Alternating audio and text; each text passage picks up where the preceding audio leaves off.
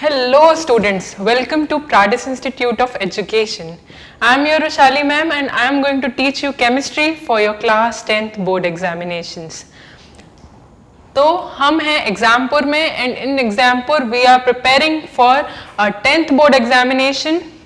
Science subject का first chapter जो है हमारा केमिस्ट्री का है that is chemical reaction and equations. तो इस वीडियो का इस चैप्टर का हमने फर्स्ट पार्ट कर लिया है. Now we are here for the second part of this chapter. हमने चैप्टर की पूरी शॉर्ट समरी देख ली है, वन शॉर्ट रिवीजन कर लिया है हमने इस चैप्टर का. Now we are going to see the previous year questions. तो हम स्टार्ट करेंगे सबसे स्मॉल और सबसे कम मार्क्स वाले क्वेश्चन से, that is our 1 mark questions, MCQs. MCQs solve करने की पूरी प्रैक्टिस करेंगे हम. लास्ट 10 इयर्स में जितने भी एमसीक्यूज आ चुके हैं, जितने भी एमसीक्यूज फ्रेम हो सकते हैं, उन सबको देखेंगे हम, उनके कॉन्सेप्ट देखेंगे और फिर जल्दी से सॉल्व करेंगे ताकि कोई भी ऐसा 1 मार्क क्वेश्चन तो ना रह जाए जो हमसे सॉल्व करते ना बने. तो हमें पूरी 100% प्रिपरेशन करनी है इस बार 10th बोर्ड एग्जामिनेशन की, है ना. चलो, तो पहले मैं आपको शॉर्ट इंट्रोडक्शन दे देती हूँ कि प्राडिस एजुकेशन जो हमारा ऐप है वो आप कैसे डाउनलोड कर सकते हैं, उसका बेनिफिट आप कैसे ले सकते हैं. तो आप प्राडिस एजुकेशन का जो ऐप है वो प्ले स्टोर से या iOS से डाउनलोड कर सकते हैं. यहाँ पे आपको हम दे रहे हैं 9999 के मिनिमम प्राइस में पूरा करिकुलम 1 साल का. अब आप KG to 10th के हैं तब भी ये प्राइस 9999 ही है, और आप 11th या 12th के स्टूडेंट हैं तब भी आप जस्ट 9999 के मिनिमम प्राइस में कोर्स ले सकते हैं. ओके, जस्ट आपको कूपन कोड अप्लाई करना होगा pradis_10. ये कूपन अप्लाई करते ही आपको मिनिमम प्राइस में हमारा कोर्स मिल जाएगा. ऑल्सो प्राडिस एजुकेशन ऐप में हम आपको कुछ फीचर्स देते हैं. You get classroom videos, 3D videos, lecture videos, smart board videos, recent live lectures, also content, free solutions, practice test, worksheets and doubt sessions. That too from the teacher who are teaching you in the applications. तो आपको कोई भी चीज की कमी नहीं होगी. तो जल्दी से प्राडिस एजुकेशन का ऐप डाउनलोड कर लें ताकि आप इन सब फीचर्स का फायदा उठा सकें. Now let us start with our chemistry lecture series and we were studying chemical reactions and equations. हमने फर्स्ट पार्ट में पूरे चैप्टर की शॉर्ट समरी देख ली थी and now we will be starting with the question part. So we will discuss multiple choice question, that is 1 mark questions, and also we will try to cover very short answer type question, that is 2 mark questions. तो चलो then let's start with our 1 mark questions, multiple choice questions. जल्दी से देखते हैं हमारा first question क्या कहता है. तो our first question is the following reaction is an example of, हमें ये रिएक्शन दी हुई है और कुछ रिएक्शंस के एग्जाम्पल दिए हुए हैं. हमने टाइप्स ऑफ रिएक्शंस में सारी रिएक्शंस देखी थी. तो वी आर आस्क्ड कि जो ये रिएक्शन हमें दी हुई है ये कौन सी रिएक्शन है. It is displacement reaction, it is combination reaction, redox reaction और न्यूट्रलाइजेशन रिएक्शन. तो हमें देखना है. अच्छा, जब हम एमसीक्यू सॉल्व करते हैं ना तो सबसे बेस्ट मेथड होती है एमसीक्यूज के लिए एलिमिनेशन मेथड. एलिमिनेशन मेथड मतलब करेक्ट आंसर हमें पता तो करना है, तो सबसे पहले ये देखेंगे कि कौन सा ऑप्शन गलत है. अगर हमें गलत आंसर पता होगा कि भाई ये तो गलत है, ये तो हो ही नहीं सकता, तो हम ऐसे एलिमिनेट करके हमारे करेक्ट आंसर तक बहुत इजीली पहुंच सकते हैं. तो हम क्या करेंगे, हम एलिमिनेशन मेथड का यूज करेंगे. Always try to remember this कि जब भी आप एमसीक्यू सॉल्व कर रहे हो try to use the elimination method. उससे आपके पास ऑप्शंस कम हो जाते हैं and you get your answer very quickly. ठीक है, तो चलो पहले फिर रिएक्शन देखते हैं. रिएक्शन में क्या क्या हो रहा है ये देखते हैं. तो this is our reaction. NH3 is combining with oxygen to give NO and water. तो पहले तो हम टाइप्स देख लेते हैं कि कौन कौन से टाइप दिए हुए हैं. तो कॉम्बिनेशन रिएक्शन हो सकती है क्या? ये कॉम्बिनेशन रिएक्शन हो ही नहीं सकती, बिकॉज नंबर ऑफ प्रोडक्ट्स यहाँ पे 2 हैं। कॉम्बिनेशन रिएक्शन में क्या था, 2 or more reactants combine to give a single product, तो कॉम्बिनेशन रिएक्शन तो हो ही नहीं सकती। न्यूट्रलाइजेशन रिएक्शन क्या होती है, एसिड और बेस कंबाइन करके सॉल्ट और वाटर बनाते हैं। ना यहाँ कोई एसिड है ना कोई बेस है और कंबाइन होके सॉल्ट तो बन नहीं रहा है, वाटर का प्रिपरेशन जरूर हो रहा है, लेकिन यहाँ पे न्यूट्रलाइजेशन तो डेफिनेटली नहीं हो रहा है। तो हमारे पास ये ऑप्शन भी कट हो गया। अब हमारे पास बचते हैं 2 ऑप्शन, फर्स्ट और थर्ड। फर्स्ट और थर्ड 2 ऑप्शन बचे, और आप देख लो आपसे जितने भी क्वेश्चंस पूछे हैं उनमें कोई 2 ही है, तो आप जल्दी से चूज कर लो कि फर्स्ट और थर्ड किस ऑप्शन में है। फर्स्ट और थर्ड ऑप्शन में है। अब ये तो हुई हमारी एलिमिनेशन मेथड। एलिमिनेशन मेथड इसीलिए मैंने कहा था कि सिंपलेस्ट मेथड होती है, इससे आप आंसर तक बहुत इजीली पहुंच जाते हो, है ना। लेकिन अब देखते हैं कि फर्स्ट और थर्ड ऑप्शन एक्चुअली करेक्ट है कि नहीं। तो जल्दी से देखते हैं हमारा फर्स्ट ऑप्शन क्या कह रहा है, डिस्प्लेसमेंट रिएक्शन। तो डिस्प्लेसमेंट रिएक्शन है कि नहीं ये देखते हैं। तो यहाँ पे क्या हो रहा है कि ऑक्सीजन जो है, oxygen is replacing hydrogen from ammonia. Oxygen जो है हाइड्रोजन को रिप्लेस कर रहा है अमोनिया से, and we are getting nitric oxide और H2O रिमूव हो रहा है। तो डिस्प्लेसमेंट तो हो रहा है यहाँ पे, ऑक्सीजन इज डिस्प्लेसिंग हाइड्रोजन। दूसरा क्या यार, रिडॉक्स रिएक्शन हो रही है।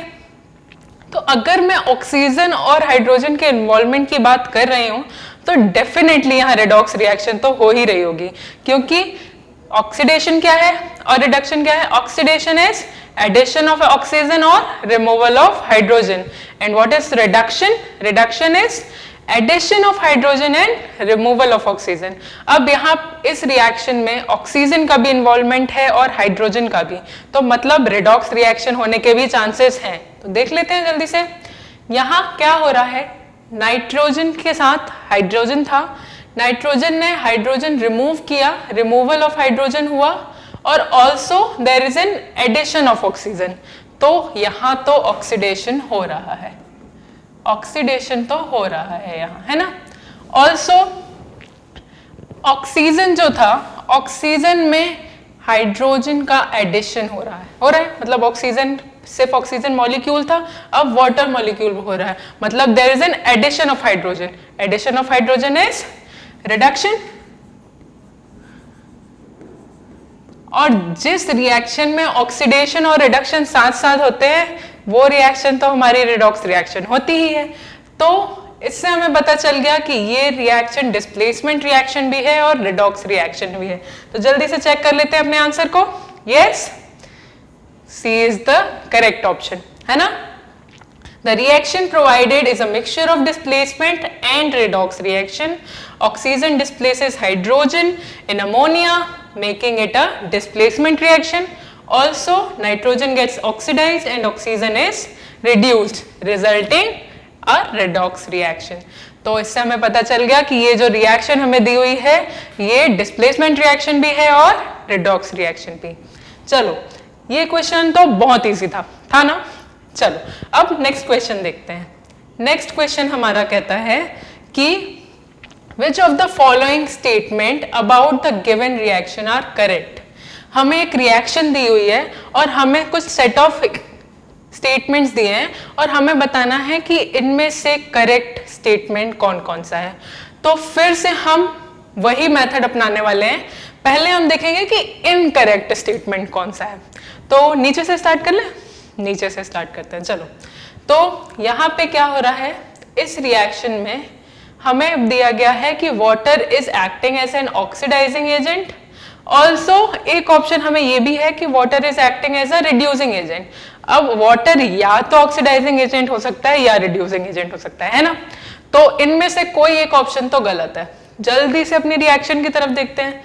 रिएक्शन में हो क्या रहा है, iron is getting oxidized, iron में ऑक्सीजन का एडिशन हो रहा है, तो आयरन जो है वो अपने ऑक्साइड में कन्वर्ट हो रहा है, तो ये ऑक्सीडेशन रिएक्शन है ना।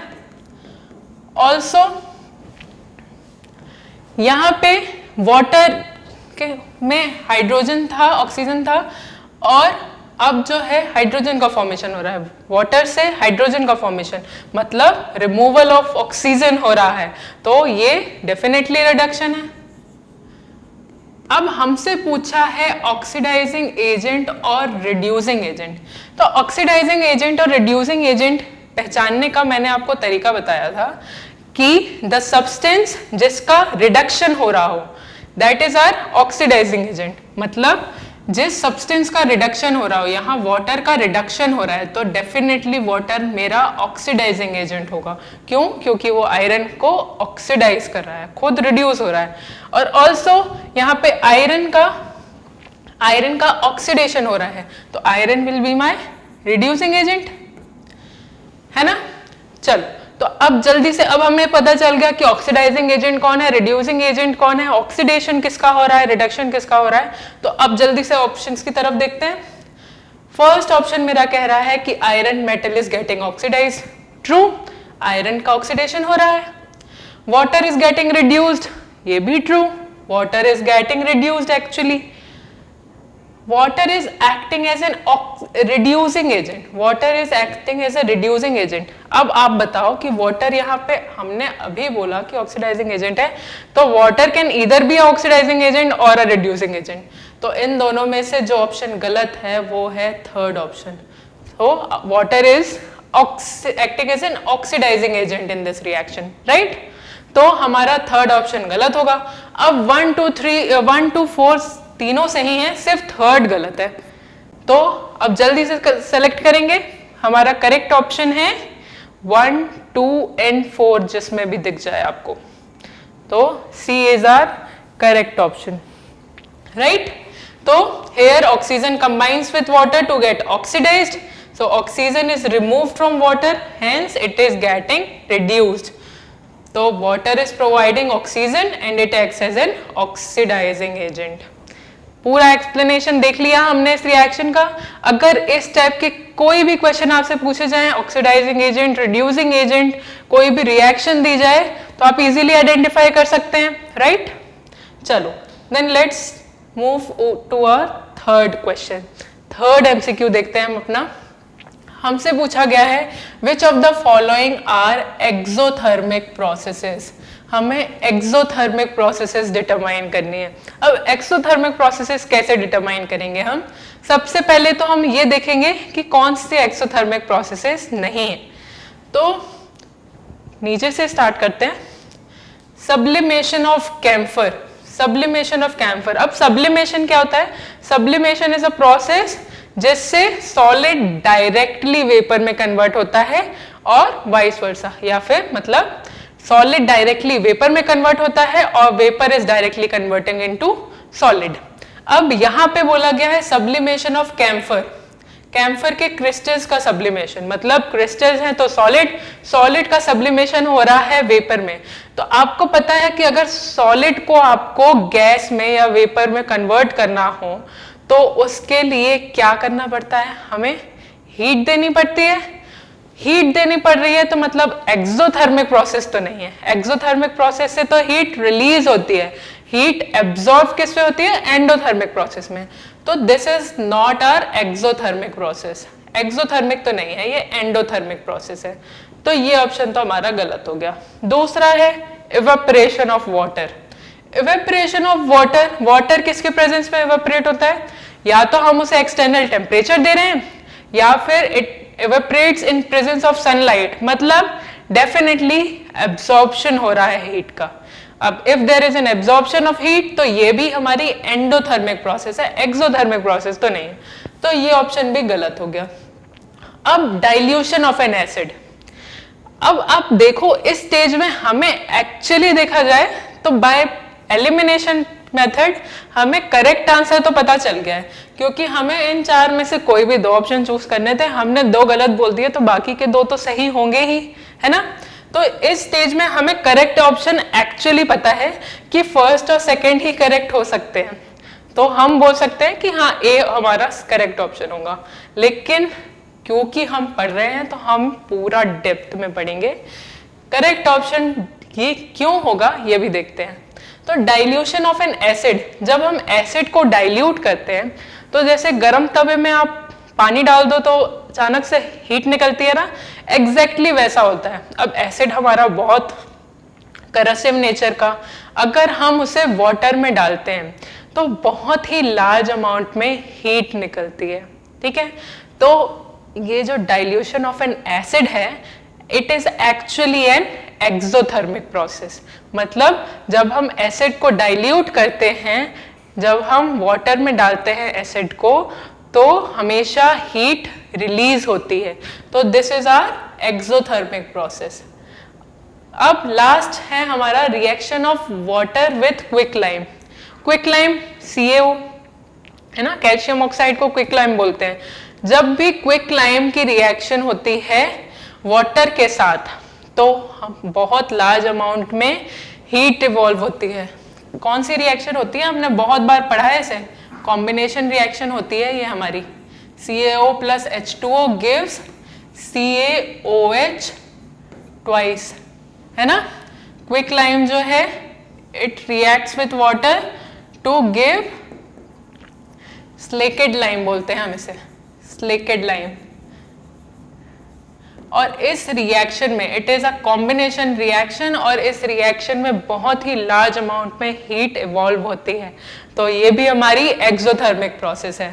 तो अब समझ में आ गया कि हमारा ए ऑप्शन क्यों सही होगा, क्योंकि ये दोनों ही एक्सोथर्मिक रिएक्शंस हैं, ठीक है। तो इतना तो हमें समझ में आ रहा है, मजा आ रहा है ना क्लास में। देखो, अगर आप एलिमिनेशन मेथड यूज करते हो तो भी आप अपना आंसर पता कर सकते हो। तो मतलब अगर आपको आधा नॉलेज भी है तो भी आप पास बहुत अच्छे से हो रहे हो, बहुत अच्छे से हाई स्कोर कर पा रहे हो, है ना।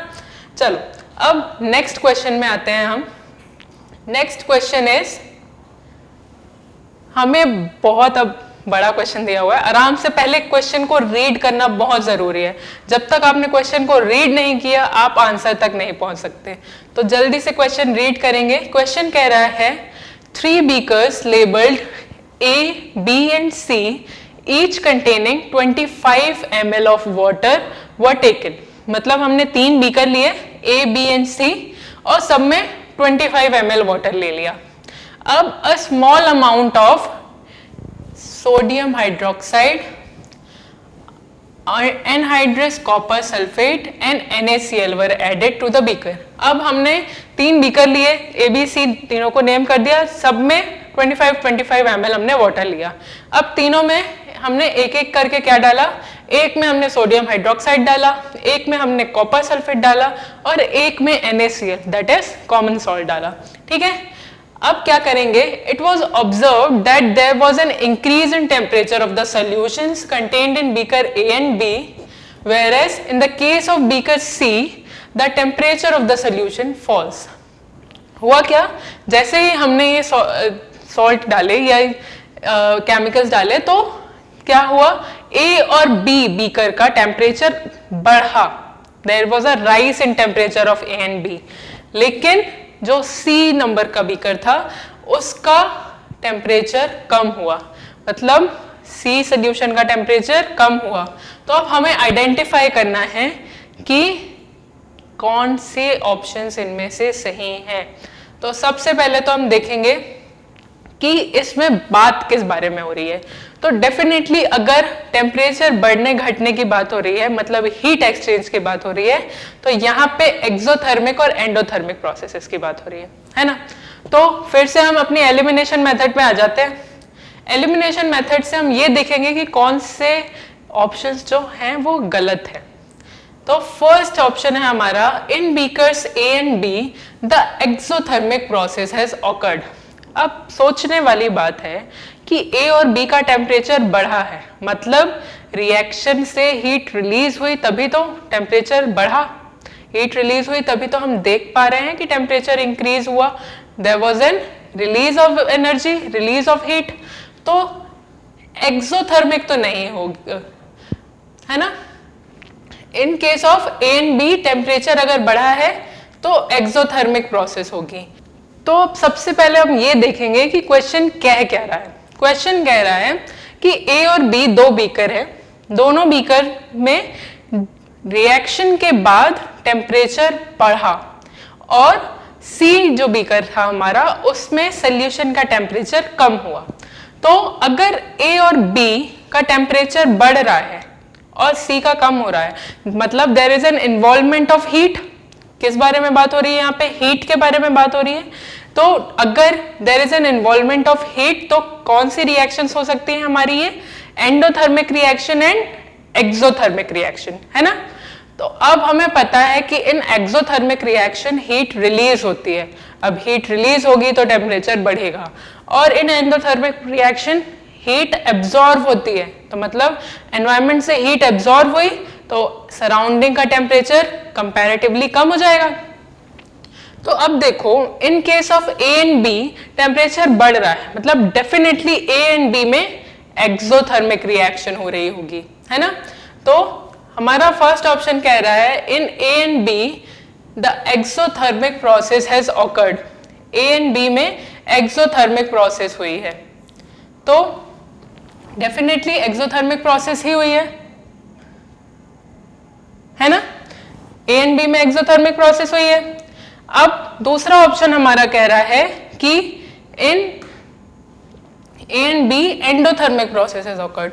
अब एक्सोथर्मिक एंडोथर्मिक दोनों साथ में तो होंगे नहीं, तो बी ऑप्शन हमारा गलत होगा, ठीक है।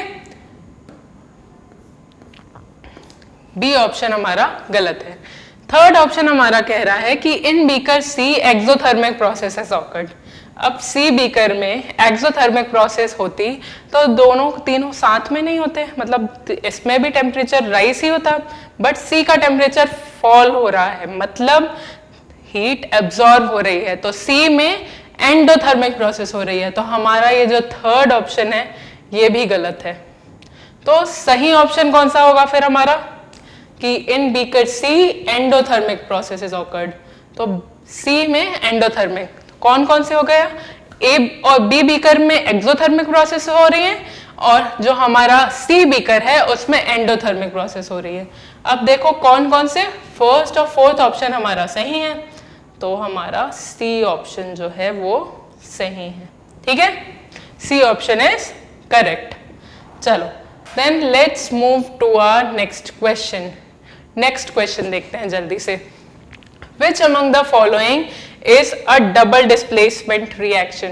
इनमें से कौन सी डबल डिस्प्लेसमेंट रिएक्शन है?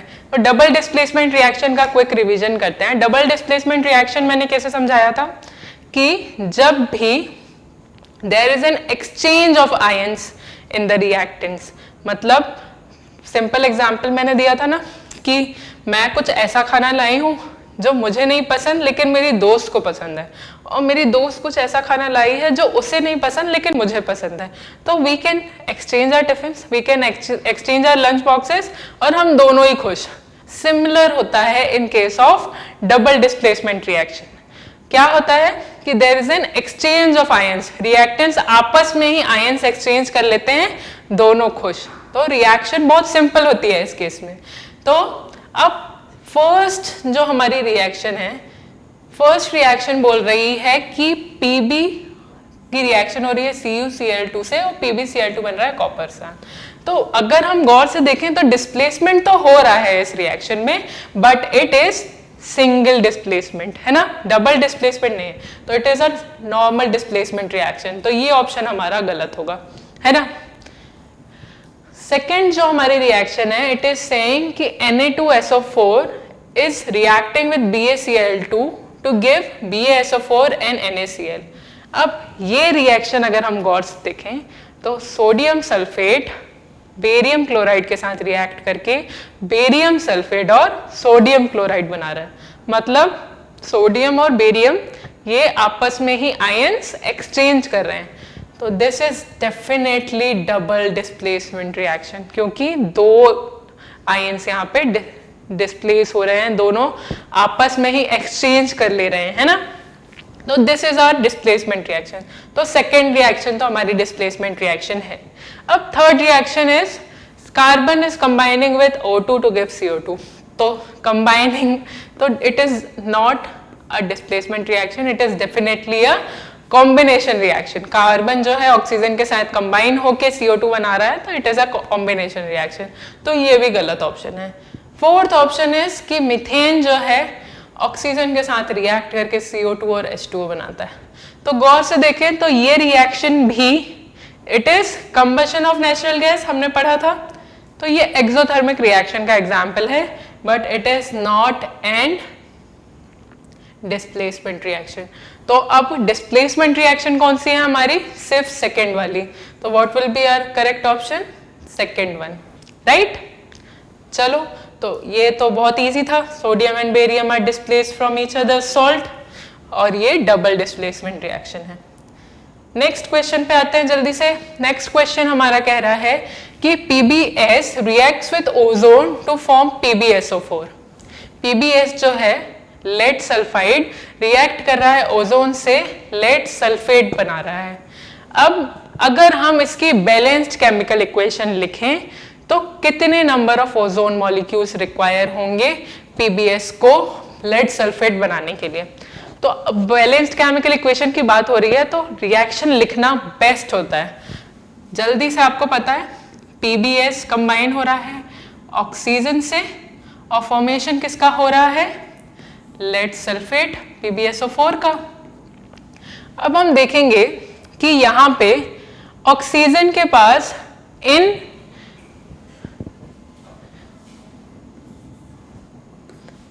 देखो लेड सल्फेट के पास ओजोन से रिएक्शन हो रही है, माय मिस्टेक, ओजोन से रिएक्शन हो रही है। ओजोन के साथ रिएक्ट करके it is forming lead sulphate, है ना। तो इस केस में क्या होगा, अगर हम देखें तो ऑक्सीजन के रिएक्टेंट साइड में कितने एटम्स हैं? 3। ऑक्सीजन की बात की है तो हम ऑक्सीजन को ही देखते हैं। ऑक्सीजन के रिएक्टेंट साइड में 3 एटम्स हैं, but in case of product यहाँ पे 4 एटम्स हैं। अब hit and trial method is the best method. Hit and trial method से हमें इजीली पता चल सकता है। तो अगर मैं यहाँ पे 2 लगा दूं, अगर मैं यहाँ पे 2 लगा दूं, अब मैम से मत बोलना कि मैम गलत बता रहे हो, we are just trying, hit and trial method देख रहे हैं। तो अगर मैं यहाँ पे 2 लगा दूं तो यहाँ पे हो जाएंगे ऑक्सीजन के 6। अब यहाँ पे 2 लगाऊंगी, यहाँ पे 6 हो गए, मैं यहाँ पे भी 2 लगा के देखती हूँ। तो PbSO4 में अब अगर मैं 2 लगाती हूँ तो कितने हो जाएंगे यहाँ पे? 8, मतलब अभी भी इक्वल नहीं है। 6 और 8 अभी भी इक्वल नहीं है।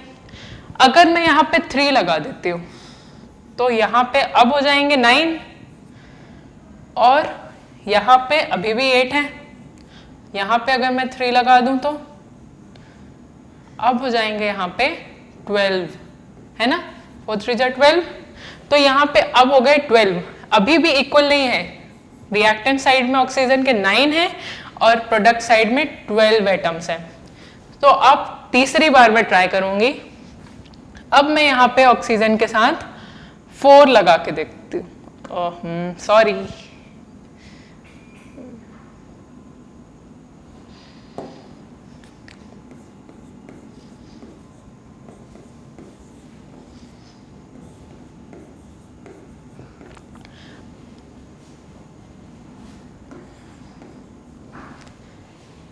अब मैं यहाँ पे ऑक्सीजन के साथ 4 लगा के देखती हूँ, ठीक है।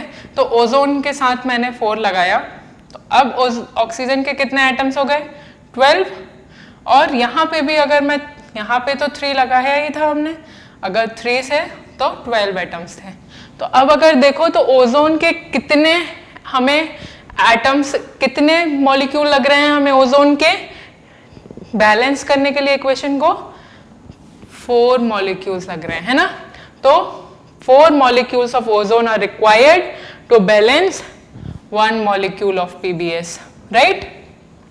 1 molecule of PbS को बैलेंस करने के लिए हमें 4 molecules of ozone लग रहे हैं। तो करेक्ट ऑप्शन होगा हमारा A, that is 4, ठीक है। चलो फिर जल्दी से नेक्स्ट क्वेश्चन पे आ जाते हैं। नेक्स्ट क्वेश्चन पूछ रहा है कि केमिकली रस्ट इज, रस्ट क्या होता है? सबसे पहले तो हमने करोजन में देखा था कि rust is corrosion of iron. जब भी आयरन में करोजन होता है तो हम उसे कहते हैं रस्टिंग, रस्टिंग ऑफ आयरन कहा जाता है इसे। तो केमिकल फॉर्मूला अगर हम रस्ट का देखें तो हमें पता है rust is Fe2O3 but that too in the hydrated form, क्योंकि रिएक्शन मॉइस्चर के प्रेजेंस में होती है। तो फेरिक ऑक्साइड जो होता है वो हाइड्रेटेड फॉर्म में रहता है। तो अब आपको पता है कि it is ferric oxide in hydrated form. तो जल्दी से करेक्ट आंसर चूज कर लो। Hydrated ferrous oxide, hydrated ferric oxide, ठीक है। तो this will be our correct answer, B option, hydrated ferric oxide. Ferric oxide याद रखना, गलती से भी फेरिक ऑक्साइड नहीं होगा, ये फेरिक ऑक्साइड होगा। मतलब आयरन की यहाँ पे वैलेंसी होती है 3, ठीक है। चलो फिर आंसर हमें पता है। अब आते हैं हम नेक्स्ट क्वेश्चन में। Which among the following statement are true? Exposure of silver chloride to sunlight for a long duration turns gray due to, हमें बोला है कि सिल्वर क्लोराइड को अगर हम सनलाइट में बहुत देर तक छोड़ दें तो वो ग्रे कन्वर्ट हो जाता है, ग्रे कलर हो जाता है उसका। तो ये किस वजह से होता है? तो अगर हम ध्यान दें तो हमने फोटोलिटिक डिकम्पोजिशन में पढ़ा था कि सिल्वर क्लोराइड का डिकम्पोजिशन होता है in presence of light. Photo मतलब लाइट। तो फोटोलिटिक डिकम्पोजिशन में हमने देखा था कि इन presence of sunlight iron chloride जो है वो सिल्वर क्लोराइड जो है वो सिल्वर में कन्वर्ट हो जाता है।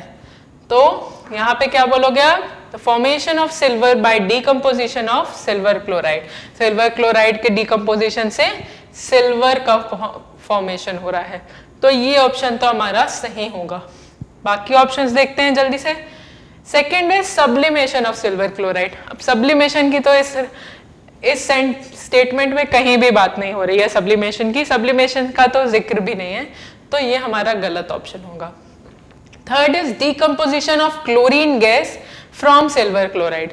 तो क्लोरीन गैस का डिकम्पोजिशन नहीं होता है, सिल्वर का डिकम्पोजिशन होता है सिल्वर क्लोराइड से। तो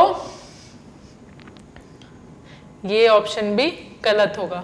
अब फोर्थ ऑप्शन हमारा कह रहा है कि ऑक्सीडेशन ऑफ सिल्वर क्लोराइड। तो यहाँ पे ऑक्सीडेशन भी नहीं हो रहा है, जस्ट सिल्वर क्लोराइड से सिल्वर बन रहा है। तो यहाँ पे एक्चुअली डिकम्पोजिशन हो रहा है, ऑक्सीडेशन का भी कोई जिक्र नहीं है। तो फर्स्ट ऑप्शन बस हमारा सही ऑप्शन होगा, that is formation of silver by decomposition of silver chloride. अब जल्दी से नेक्स्ट क्वेश्चन देखते हैं। Corrosion of metal can be prevented. अगर मुझे करोजन को प्रिवेंट करना है तो इनमें से कौन सा स्टेटमेंट मैं चूज करूंगी? By coating the metal surface with a paint. तो बहुत बहुत कॉमन एग्जाम्पल है। करोजन को प्रिवेंट करने के लिए ये मेथड बहुत ज़्यादा यूज़ की जाती है। आपने देखा होगा जो हमारी अलमारियां होती हैं, जो खिड़कियां होती हैं, उनमें पेंट किया जाता है ताकि उनमें जंग ना लगे, है ना। तो करोजन को प्रिवेंट करने का बेस्ट ऑप्शन तो एक ये होता ही है। दूसरा option, by applying film of grease and oil on the surface of metal. ये मेथड भी यूज की जाती है टू प्रिवेंट करोजन। ग्रीस या ऑयल अप्लाई किया जाता है on the surface of metal, जिससे करोजन मतलब मॉइस्चर से कांटेक्ट कट जाए। क्योंकि देखो एयर में मॉइस्चर प्रेजेंट है, अब ऑयल जो है वो वाटर में तो सॉल्युबल होता नहीं है। तो अगर मैं ऑयल की एक फिल्म चढ़ा दूं मेटल में तो वाटर का कनेक्शन नहीं हो पाएगा, मॉइस्चर एब्जॉर्ब नहीं कर पाएगा मेटल। तो ये ऑप्शन भी चूज किया जाता है टू प्रिवेंट करोजन। अब आप देखो तो फर्स्ट और सेकंड दोनों सही हैं। तो अगर दो ऑप्शन सही हैं तो फिर तो हम सीधा लास्ट वाले ऑप्शन में आएंगे कि करेक्ट ऑप्शन तो हमारा ऑल ऑफ दिस ही होगा। लेकिन अब थर्ड ऑप्शन भी देखते हैं। Bye covering the surface of metal with another metal which is more electropositive. तो क्या किया जाता है, एक मेटल में दूसरे लेस रिएक्टिव मेटल की कोटिंग की जाती है जिससे करोजन ना हो। तो एक मेटल में दूसरे मेटल की कोटिंग की जाती है, this is also use to prevent corrosion. तो हमारे ऊपर के तीनों ऑप्शन सही हैं, तो correct option will be all of this, right.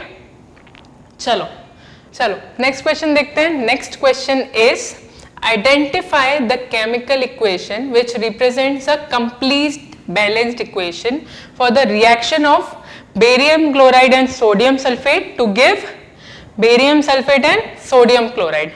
तो जल्दी से हम इसको अगर बैलेंस करने की बात हुई है तो रिएक्शंस के जितने भी रिएक्टेंट और प्रोडक्ट हैं वो लिख लेते हैं। बेरियम क्लोराइड गिव्स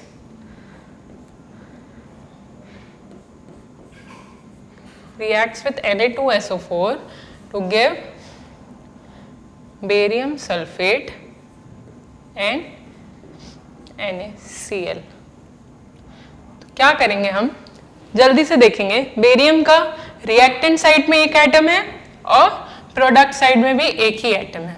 क्लोरीन का ऑल्दो रिएक्टेंट साइड में 2 एटम्स हैं और प्रोडक्ट साइड में एक ही एटम है, तो हम क्या करेंगे, NaCl के आगे 2 लगाएंगे। ठीक है, अब अगर हम देखें तो अब आगे अगर चलें तो दोनों, क्लोरीन तो बैलेंस हो गया, बेरियम भी बैलेंस हो गया। सोडियम के रिएक्टेंट साइड में भी 2 एटम्स हैं और अब प्रोडक्ट साइड में भी 2 एटम्स हैं और सल्फेट के रिएक्टेंट में साइड में एक एटम है और प्रोडक्ट में भी एक। तो देखा जाए तो हमारी पूरी रिएक्शन जो है वो बैलेंस हो गई। अब इस बैलेंस इक्वेशन को मैच कर लो। कौन से ऑप्शन से मैच हो रही है हमारी ये reaction? Option number 2, no, option number 4, D option से मैच हो रही है। तो D option will be our correct option. ठीक है, चलो अब जल्दी से नेक्स्ट क्वेश्चन देखते हैं। नेक्स्ट क्वेश्चन हमारा कह रहा है कि which of the following reaction represents a combination reaction. अब इनमें से कॉम्बिनेशन रिएक्शन कौन सी है, जल्दी से देखते हैं। कॉम्बिनेशन रिएक्शन कौन सी है? CaO plus H2O gives CaOH। यहाँ पे क्विक लाइम जो है वो वाटर के साथ कंबाइन होके लिक्विड लाइम बना रहा है, तो ये reaction the most common combination reaction है, तो ये तो हमारी करेक्ट ऑप्शन होगा ही। Second option is although a decomposition reaction, मतलब एक रिएक्टेंट 2 या 2 से ज्यादा प्रोडक्ट बना रहा है, तो ये तो गलत ऑप्शन होगा, डिकम्पोजिशन रिएक्शन है। Third is our displacement reaction, right? Zinc is displacing copper sulphate solution से, जिंक कॉपर को डिस्प्लेस कर रहा है और जिंक सल्फेट का सॉल्यूशन बना रहा है, तो ये डिस्प्लेसमेंट रिएक्शन का एग्जांपल है। और डी वाली रिएक्शन भी हमने पढ़ी थी, इन डिकम्पोजिशन रिएक्शन, की iron sulphate in presence of heat decomposes to give 2 or more products. तो सिर्फ फर्स्ट ऑप्शन हमारा सही है, first option is combination reaction. जल्दी से अब नेक्स्ट देखते हैं। Next is which of the following is or are an endothermic process. अब इनमें से एंडोथर्मिक प्रोसेस कौन सी है? तो डाइल्यूशन ऑफ सल्फ्यूरिक एसिड हमने देखा था, dilution of sulphuric acid exothermic reaction होती है, क्योंकि जब भी किसी एसिड को डाइल्यूट किया जाता है तो बहुत ही लार्ज अमाउंट में हीट रिलीज होती है, तो ये तो गलत ऑप्शन हो गया हमारा। सब्लिमेशन ऑफ ड्राई आइस, अब जब भी हम dry ice and solid, dry ice का सब्लिमेशन कर रहे हैं, मतलब we are converting it into gas form. अब गैस फॉर्म में कन्वर्जन करना है तो मुझे हीट देनी पड़ेगी, हीट एब्जॉर्ब होगी, और हीट का एब्जॉर्प्शन को हम कहते हैं एंडोथर्मिक प्रोसेस। तो सेकेंड ऑप्शन तो हमारा सही होगा। Condensation of water vapour, condensation of water vapour में हीट रिलीज होती है जब भी वेपर से लिक्विड में कन्वर्ट हो रहा है ना, लिक्विड से वेपर से लिक्विड में कन्वर्जन हो रहा है, मतलब हीट रिलीज हो रही है, तो ये एक्सोथर्मिक प्रोसेस होगी, तो ये भी गलत ऑप्शन है। Fourth is evaporation of water, अब वाटर को एवेपोरेट करना है तो उसके लिए तो हीट देनी पड़ेगी, तो definitely it will be our endothermic reaction. तो कौन कौन से ऑप्शन सही हैं? सेकेंड एंड फोर्थ, तो second and fourth are correct. ठीक है, चलो फिर जल्दी से नेक्स्ट क्वेश्चन देखते हैं। नेक्स्ट क्वेश्चन कह रहा है कि अ dilute ferrous sulphate solution was gradually added to the beaker containing acidified permanganate solution। मतलब फेरस सल्फेट का सॉल्यूशन था एक बीकर में, उसे किस में ऐड किया गया? एसिडिफाइड परमैंगनेट सॉल्यूशन में, मतलब KMnO4 सॉल्यूशन में ऐड किया हमने। तो the light purple color of solution fades and finally disappears. अब हमें पता है कि हमारा जो KMnO4 solution होता है वो light purple color का होता है. अब जैसे ही हमने उसमें फेरस सल्फेट सोल्यूशन ऐड किया तो पहले लाइट पर्पल कलर धीरे धीरे फेड हुआ and then it finally disappeared. तो इनमें से कौन सा करेक्ट ऑप्शन होगा? अब यहाँ पे ऑप्शंस को अगर आप गौर से देखोगे तो ऑप्शन में बात हो रही है ऑक्सीडाइजिंग एजेंट और रिड्यूसिंग एजेंट की. तो यहाँ पे रिएक्शन कौन सी हो रही है? Redox reaction. अब अगर हम गौर से देखें तो यहाँ पे ऑक्सीजन के अगर नंबर्स देखोगे आप तो KMnO4 और फेरस सल्फेट में ऑक्सीजन के नंबर्स तो सेम है. तो यहाँ पे आपको देखना पड़ेगा रिएक्टिविटी को. रिएक्टिविटी से समझेंगे हम. यहाँ पे होता क्या है कि पोटेशियम जो है वो ज्यादा रिएक्टिव है तो वो खुद रिड्यूस होता है. ठीक है, वो खुद रिड्यूस होता है और फेरस सल्फेट को ऑक्सीडाइज करता है और इसी वजह से जो पर्पल कलर है वो ग्रेजुअली डिसअपियर हो जाता है.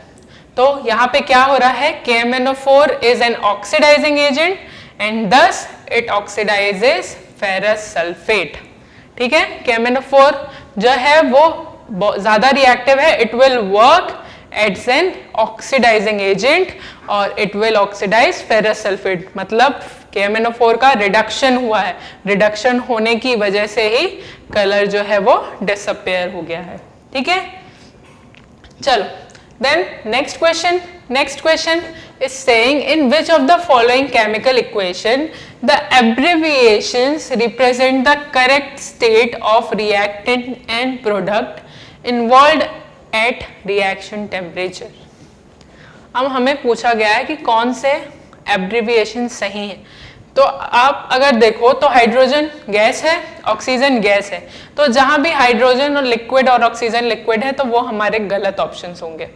यहाँ पे भी ऑक्सीजन लिक्विड दी हुई है. अब दो गैस आपस में कंबाइन होके लिक्विड तो फॉर्म नहीं करेंगे. तो हाइड्रोजन और ऑक्सीजन जब आपस में कंबाइन होते हैं तो they actually form water vapour. H2O जो बनता है वो एक्चुअली गैसीय स्टेट में होता है. तो ये लिक्विड वाला भी गलत होगा. तो सही ऑप्शन है D1 कि hydrogen gas is combining with oxygen gas to give water vapour, मतलब H2O इन गैसियस फॉर्म. ठीक है, चलो अब नेक्स्ट क्वेश्चन देखते हैं. विच of the following process involves chemical reaction. अब सबसे स्टार्टिंग ही चैप्टर की हुई थी केमिकल रिएक्शन से. केमिकल रिएक्शंस पढ़ रहे हैं हम, तो हमें पहचानना है कि इनमें से कौन सी केमिकल रिएक्शन है कि नहीं. अब ये हम 5th 6th क्लास से कर रहे हैं. केमिकल रिएक्शंस आइडेंटिफाई करना, identify whether it is a physical change और अ केमिकल चेंज, है ना. तो बस वही करना है यहाँ पे हमें. Storing of oxygen gas under pressure in a gas cylinder. अब ऑक्सीजन को मैं स्टोर कर रही हूँ अंडर प्रेशर. ना मैं उसमें कोई केमिकल रिएक्शन करा रही हूँ, ना मैं उसका कुछ, मैं बस उसे स्टोर कर रही हूँ. तो अंडर प्रेशर मैं स्टोर कर रही हूँ. जैसे ही मैं प्रेशर रिलीज करूंगी मुझे एज इट इज ऑक्सीजन बाहर मिल जाएगी. तो it is not a chemical reaction. दूसरी है लिक्विफिकेशन ऑफ एयर. एयर को का लिक्विफिकेशन. तो एयर में जितने भी कंपोनेंट्स हैं वो आपस में रिएक्ट नहीं कर रहे हैं, they are just changing their state. तो this is also not a chemical reaction. Keeping petrol in a china dish in the open. अब मैंने एक चाइना डिश में पेट्रोल रख दिया है खुले में, तो क्या करेगा? पेट्रोल बहुत ही लो बॉइलिंग पॉइंट होता है, वो तुरंत एवेपोरेट हो जाएगा. लेकिन यहाँ पे सिर्फ एवेपोरेशन हो रहा है. Evaporation is a physical change. तो यहाँ पे भी कोई केमिकल रिएक्शन नहीं हो रही है. अब फोर्थ पार्ट हमारा है heating copper wire in presence of air at high temperature. Copper wire को हम क्या कर रहे हैं? In presence of air we are heating it. तो क्या हो रहा है? We are providing temperature. Temperature change होगा, स्टेट चेंज होगी, न्यू सब्सटेंस का फॉर्मेशन होगा. तो this is our chemical reaction. यहाँ पे एक्सचेंज ऑफ हीट हो रहा है, टेम्परेचर का इन्वॉल्वमेंट हो रहा है, स्टेट भी चेंज होगी, नया कंपाउंड भी बनेगा. तो डेफिनेटली ये जो है हमारी केमिकल रिएक्शन है.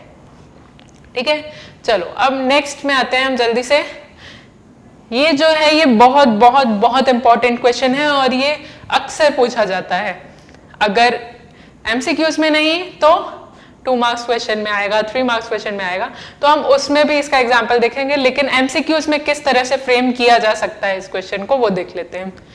Solid calcium oxide reacts vigorously with water to form calcium hydroxide accompanied by liberation of heat. Solid calcium oxide जो है water से react कर रहा है, calcium hydroxide का formation कर रहा है और बहुत ज्यादा amount में heat release हो रही है। This process is called slaking of lime.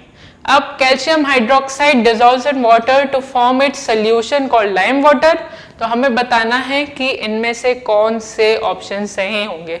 अब हमें पता है कि हीट रिलीज हो रही है, हीट रिलीज हो रही है इस रिएक्शन में, तो मतलब ये एक्सोथर्मिक रिएक्शन है।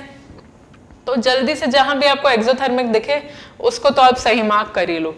अब ये रिएक्शन होती क्या है, रिएक्शन क्या हो रही है, calcium oxide is reacting with water to form calcium hydroxide. अब हाइड्रोक्साइड जहां भी दिख जाए ना मतलब बेस है, तो पीएच जो होगा वो 7 से ज्यादा होगा। पीएच बेस के लिए इट इज मोर देन 7। तो इस रिएक्शन में the pH of the resulting solution will be more than 7। तो ये ऑप्शन हमारा सही होगा। तो सेकंड और थर्ड ऑप्शन हमारे सही हैं, तो second and third this is our correct option. Okay, चलो फिर नेक्स्ट क्वेश्चन में आते हैं। What happens when dilute hydrochloric acid is added to iron filings. तो ये रिएक्शन भी बहुत बहुत इंपॉर्टेंट है और ये दोनों क्वेश्चन, इससे पहले वाला क्वेश्चन भी, ये एक्चुअली 2 चैप्टर्स के कॉम्बिनेशन से बने हैं। ये इसमें फर्स्ट चैप्टर का इन्वॉल्वमेंट भी है और सेकेंड चैप्टर का भी।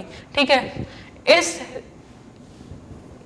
इस स्टेटमेंट को अगर हम देखें तो देखो, dilute hydrochloric acid is added to iron filings.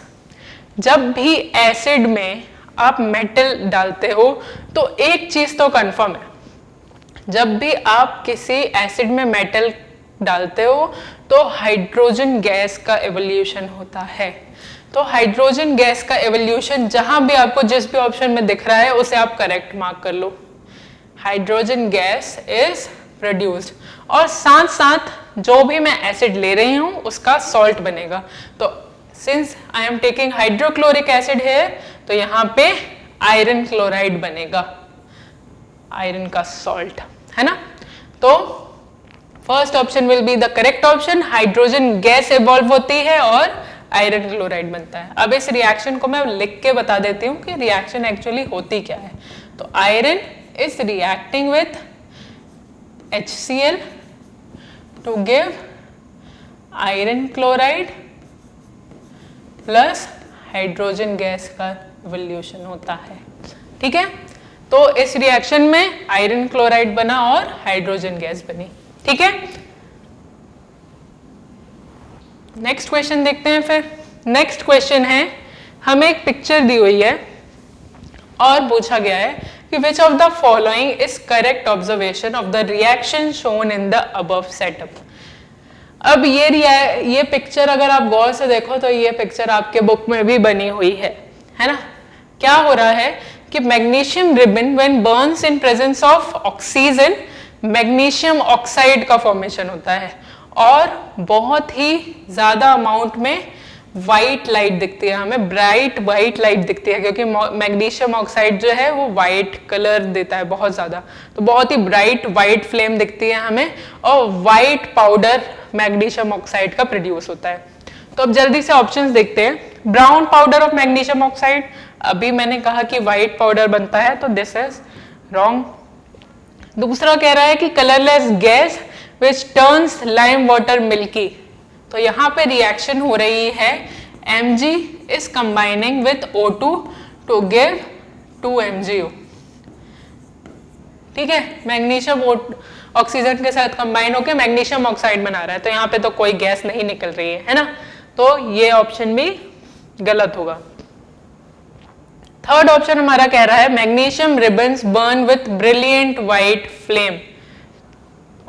तो ये सही होगा क्योंकि जब मैग्नीशियम बर्न होता है तो it gives a brilliant white light. Fourth option कह रहा है कि reddish brown gas with the smell of burning sulphur has evolved. अब यहाँ पे भी तो मैंने अभी बोला कि कोई गैस एवोल्यूट नहीं हो रही है, तो कौन सा ऑप्शन हमारा सही होगा? Third option, bright white light वाला। ठीक है, नेक्स्ट क्वेश्चन देखते हैं। इन अ रिडॉक्स रिएक्शन, हमें रिएक्शन दी हुई है, अब इसे हमें आइडेंटिफाई करना है कि कौन रिड्यूस हो रहा है और कौन ऑक्सीडाइज हो रहा है। तो अगर गौर से देखें तो MnO2 जो है उससे ऑक्सीजन रिमूव हो रही है। अब ऑक्सीजन का रिमूवल इज रिडक्शन, तो MnO2 तो रिड्यूस हो रहा है। तो जहां पे भी MnO2 ऑक्सीडाइज लिखा है वो गलत ऑप्शन। ठीक है, एलिमिनेट कर दिया हमने 2 ऑप्शन। अब हमारे पास 2 ऑप्शन बचे हैं। अब देखना है कि MnCl2 बना तो ये तो रिडक्शन हो गया। HCl से H2O बन रहा है, मतलब there is an addition of oxygen, तो ऑक्सीजन ऐड हो रही है, तो HCl is oxidised to H2O। तो यहाँ पे ऑक्सीडेशन हो रहा है और ऑक्सीडेशन से H2O बन रहा है, तो हमारा फर्स्ट ऑप्शन सही होगा कि MnO2 is reduced to MnCl2 and HCl is oxidised to H2O। ठीक है, अब नेक्स्ट क्वेश्चन हमारा देखते हैं जल्दी से। On placing a copper coin in a test tube containing green ferrous sulphate solution, it will be observe that ferrous sulphate solution. अब अगर मेरे पास फेरस सल्फेट सोल्यूशन है एक टेस्ट ट्यूब में और उसमें मैं कॉपर का कॉइन इंसर्ट कर रही हूं, तो सोचो क्या होगा। तो ये जो है ये बहुत ही ट्रिक क्वेश्चन है। ट्रिक क्वेश्चन कैसे है? क्योंकि कॉपर ऑलरेडी आयरन से लेस रिएक्टिव है, तो इसमें कोई रिएक्शन नहीं होगा।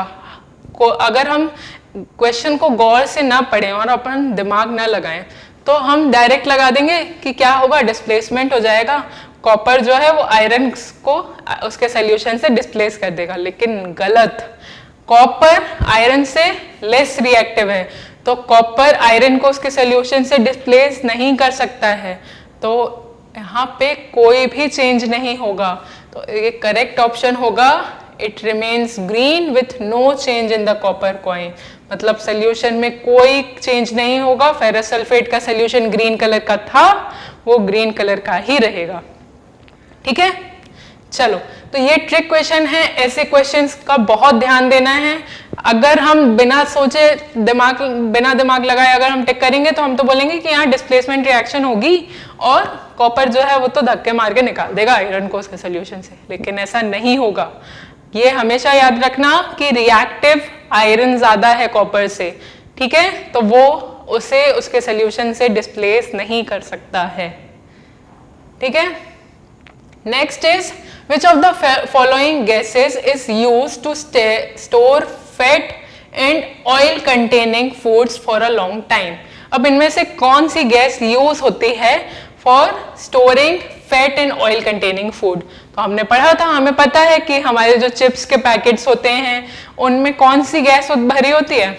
नाइट्रोजन गैस, क्योंकि नाइट्रोजन गैस जो होती है it prevents food from rancidity. ठीक है, चलो नेक्स्ट क्वेश्चन है। अब हमारे पेपर में कुछ असर्शन बेस्ड क्वेश्चन भी आएंगे। असर्शन बेस्ड क्वेश्चन मतलब हमें 2 स्टेटमेंट्स दिए होंगे, असर्शन दिया होगा और उसका रीजन दिया होगा, और हमारे पास 4 ऑप्शन होंगे कि असर्शन और रीजन दोनों सही हैं और रीजन जो है it is a correct explanation of assertion, या फिर असर्शन और रीजन दोनों सही हैं but they are not explaining each other. Third option हो सकता है कि असर्शन ट्रू हो और रीजन फॉल्स हो। फोर्थ ऑप्शन हो सकता है कि असर्शन फॉल्स हो बट रीजन ट्रू हो। तो एक्चुअली हमें 2 स्टेटमेंट्स दिए होंगे और हमें उनके बीच में रिलेशन और करेक्ट स्टेटमेंट पता करना है। ठीक है, एग्जाम्पल देखेंगे, एग्जाम्पल से बहुत अच्छे से समझ में आएगा। और इस टाइप के क्वेश्चन आपके बोर्ड एग्जाम में आने वाले हैं, तो हम ज्यादा से ज्यादा इनके भी एग्जाम्पल्स लेके आए हैं। चलो, assertion हमें दिया हुआ है, first statement is calcium carbonate when heated gives calcium oxide and water. मतलब कैल्शियम कार्बोनेट जब हीट करते हैं तो कैल्शियम ऑक्साइड और वाटर बनता है। दूसरा स्टेटमेंट है on heating calcium carbonate decomposition reaction takes place. तो एक्चुअली कैल्शियम कार्बोनेट को जब हम हीट करते हैं तो कौन सी रिएक्शन होती है? कैल्शियम कार्बोनेट को जब हम हीट करते हैं तो CaO प्लस CO2 बनता है। तो फर्स्ट स्टेटमेंट कह रहा है कैल्शियम कार्बोनेट को हीट करने से कैल्शियम ऑक्साइड और वाटर बनता है, तो फर्स्ट स्टेटमेंट तो हमारा गलत हो गया, वाटर नहीं बनता है भाई, कार्बन डाइऑक्साइड बनता है। ठीक है, दूसरा स्टेटमेंट कह रहा है कि कैल्शियम कार्बोनेट जो है डिकम्पोजिशन रिएक्शन होती है, तो हाँ डिकम्पोजिशन रिएक्शन हो रही है। कैल्शियम कार्बोनेट जो है एक रिएक्टेंट 2 या 2 से ज्यादा प्रोडक्ट में ब्रेक हो रहा है, तो डिकम्पोजिशन रिएक्शन तो हो रही है ना। तो अब इसके अकॉर्डिंग हमारा फर्स्ट स्टेटमेंट ए जो है वो फॉल्स है और रीजन जो है वो ट्रू है, तो करेक्ट ऑप्शन हमारा होगा D, A is false and R is true. इस तरह के क्वेश्चन बहुत इंटरेस्टिंग होते हैं क्योंकि स्टेटमेंट आपको देखने से लगेगा कि हाँ सही तो है, लेकिन ऐसा नहीं होता है। स्टेटमेंट एक्चुअली कहीं ना कहीं गड़बड़ हो जाती है और हम गलत ऑप्शन करेक्ट मार्क लगा के आ जाते हैं। ऐसा नहीं करना है, स्टेटमेंट को बहुत ध्यान से पढ़ना है ताकि कोई भी गड़बड़ ना हो। चलो दूसरा एग्जाम्पल देखते हैं फिर। सेकेंड एग्जाम्पल इज असर्शन कह रहा है कि brown fumes are produced when lead nitrate is heated.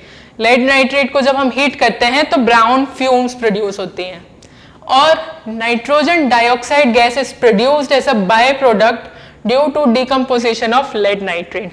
तो हम फिर से क्या करेंगे, हम रिएक्शन लिख के देखेंगे। लेड नाइट्रेट को जब हम हीट करते हैं तो क्या होता है, lead nitrate is decomposed into lead oxide और NO2 गैस रिलीज होती है। अब NO2 गैस जो है इसकी ब्राउन फ्यूम्स होती हैं एक्चुअली। ठीक है, तो अब गौर से अगर हम पढ़ें तो फर्स्ट स्टेटमेंट कह रहा है कि brown fumes are produced when lead nitrate is heated. हाँ ब्राउन फ्यूम्स तो बन रही हैं, तो असर्शन तो सही है। Second is nitrogen dioxide gas is released as a by product due to decomposition of lead nitrate, तो वो भी सही है। तो both the statements are correct and also दोनों स्टेटमेंट जो है वो एक दूसरे को एक्सप्लेन कर रहे हैं, तो both A and R are true and R is the correct explanation of A, क्योंकि हमें पता चल रहा है कि ब्राउन फ्यूम्स जो थी वो एक्चुअली लेड नाइट्रोजन डाइऑक्साइड की थी जो कि डिकम्पोजिशन की वजह से बनी है। ठीक है, चलो अब थर्ड क्वेश्चन देखते हैं। Third question is white silver chloride turns grey in sunlight. First statement हमारा कह रहा है कि व्हाइट सिल्वर क्लोराइड जो है वो ग्रे कलर में टर्न हो जाता है इन प्रेजेंस ऑफ सनलाइट, और second statement is saying decomposition of silver chloride in presence of sunlight takes place to form silver metal and chlorine gas. मतलब silver chloride का डिकम्पोजिशन होता है sunlight के प्रेजेंस में और सिल्वर मेटल और chlorine gas बनती है। तो ये तो हमें पता है कि सिल्वर क्लोराइड का डिकम्पोजिशन होता है, सिल्वर मेटल बनता है और क्लोरीन गैस निकलती है। तो हमारा सेकेंड स्टेटमेंट तो एकदम सही है और फर्स्ट स्टेटमेंट भी एक्चुअली सही है क्योंकि व्हाइट कलर जो रहता है सिल्वर क्लोराइड का वो ग्रे में कन्वर्ट हो जाता है because of the formation of silver. तो इस केस में दोनों ए और आर सही हैं और आर जो है it is a correct explanation of A. R से हमें पता चल रहा है कि सिल्वर बन रहा है तभी ग्रे कलर आ रहा है, तो इस केस में फर्स्ट ऑप्शन इज करेक्ट। अब नेक्स्ट एग्जांपल देखते हैं। Pungent smelling gas is produced when sulphur Burns in air. जब सल्फर एयर में बर्न की जाती है तो पंजेंट स्मेलिंग गैस निकलती है। सेकेंड स्टेटमेंट कह रहा है कि sulphur trioxide is formed on the reaction of sulphur and oxygen. अब एक्चुअली क्या होता है, जब सल्फर को एयर में बर्न किया जाता है तो सल्फर एयर के ऑक्सीजन के प्रेजेंस में सल्फर डाइऑक्साइड बनाती है, सल्फर डाइऑक्साइड। और सल्फर डाइऑक्साइड की जो स्मेल होती है वो पंजेंट स्मेल होती है।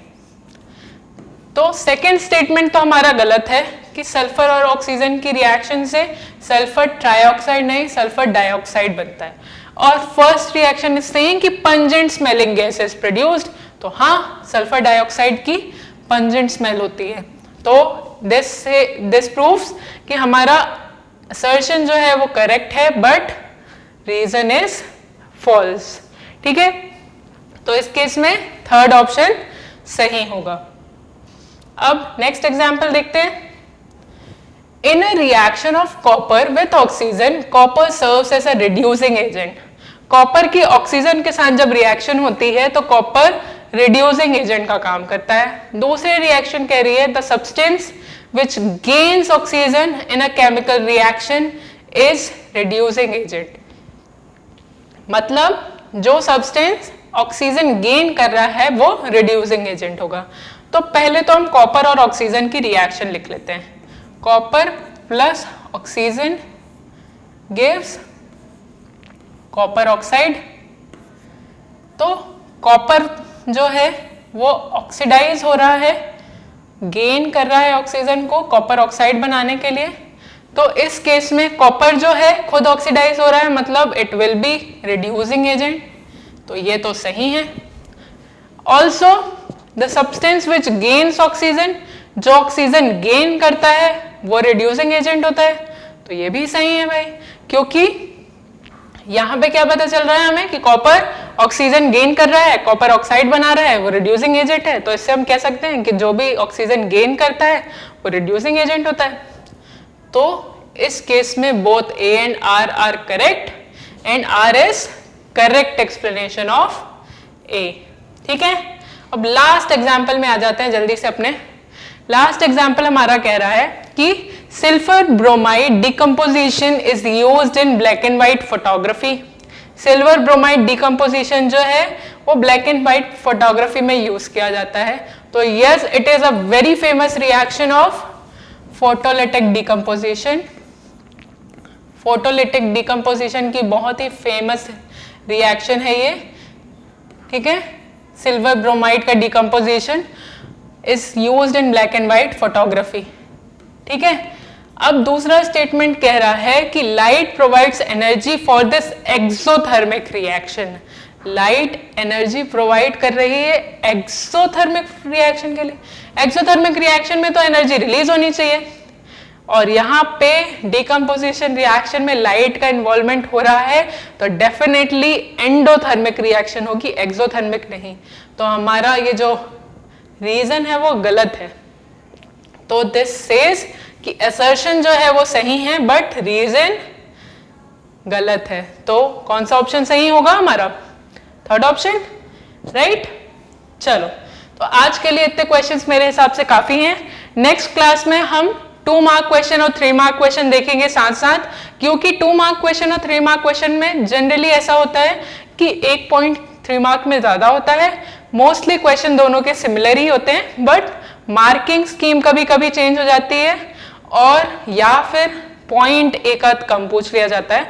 मोस्टली क्योंकि 2 मार्क क्वेश्चन 3 मार्क क्वेश्चन जो है वो पॉइंट क्वेश्चंस होते हैं, मतलब हर एक इंडिविजुअल क्वेश्चन जो है वो पॉइंट्स में डिवाइडेड होता है। तो किसी में 2 पॉइंट पूछ लिए क्वेश्चन के, किसी में 3 पॉइंट पूछ लिया। मोस्टली ये दोनों सेम कैटेगरी के होते हैं, तो हम इन दोनों कैटेगरी को साथ में देखेंगे, 2 मार्क क्वेश्चन और 3 मार्क क्वेश्चन। तो see you all in the next class. Until then keep practising multiple choice questions, जिससे हमसे सारे 1 मार्क क्वेश्चन बहुत अच्छे से बन जाएं। ठीक है, और अगर आपने चैनल को सब्सक्राइब नहीं किया है तो जल्दी से जाके चैनल को सब्सक्राइब बटन दबाएं और बेल आइकन प्रेस कर दें, जिससे आपसे कोई भी नोटिफिकेशन मिस ना हो। ठीक है, थैंक यू।